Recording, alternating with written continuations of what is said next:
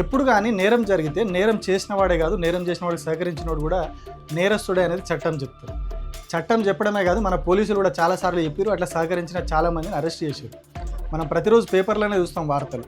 ఒకటి ఏదైనా కేసు జరిగితే, ఒక నేరం జరిగితే ఆ నేరంలో వీడు నేరస్తుడు, వీడు వీనికి సహకరించిన వాడు అని చెప్పి అరెస్ట్ చేస్తారు. ఇవన్నీ ఎందుకు? మన కరీంనగర్లో ఒక జ్యువెలరీ షాప్లో దొంగతనం జరిగితే అందులో ఒక 3 వ్యక్తులను అరెస్ట్ చేశారు.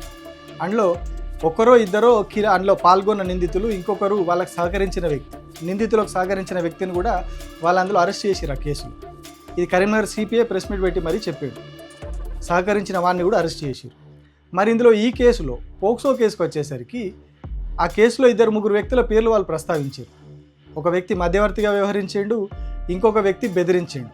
ఆయననే నిందితుడి తండ్రి, కేంద్ర మంత్రి. ఇంటికి పిలిపించి మరీ బెదిరించి పంపిండు అని చెప్పి బాధితులు వాళ్ళ కంప్లైంట్లో చెప్పారు. డేట్లతో సహా అందులో మెన్షన్ చేశారు.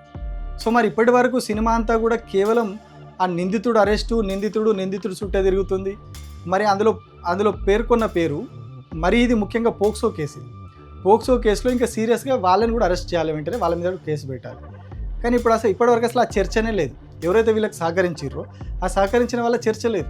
మిగతా వాళ్ళ కేసుల్లో, మిగతా ఇష్యూల్లో అయినప్పుడు, మిగతా పోక్సో కేసుల్లో సహకరించిన వాళ్ళు కూడా అరెస్ట్ అవుతారు, మిగతా నేరాల్లో సహకరించిన వాళ్ళు అరెస్ట్ అవుతారు. కానీ ఇక్కడ మాత్రం అసలు సహకరించిన వాడు నిందితుడు అనే అంశం కూడా ఇప్పటివరకు చర్చ లేదు. ఎవరు మాట్లాడతలేరు దాని మీద. మీడియేషన్ చేసిన వ్యక్తి ఎక్కడ పోయిండు, బెదిరించిన వ్యక్తి ఎక్కడ పోయిండు, ఆయన బహిరంగంగానే తిరుగుతున్నాడు, ఈయన బహిరంగంగానే తిరుగుతున్నారు, అందరూ ఓపెన్గా తిరుగుతున్నారు. సో వాళ్ళ మీద ఇప్పటివరకు ఎట్లాంటి చర్యలు. అందుకే నేను పదే చెప్తున్నా, చట్టం అందరికీ సమానంగా లేదు, చట్టం ముందు అందరూ సమానం కాదు.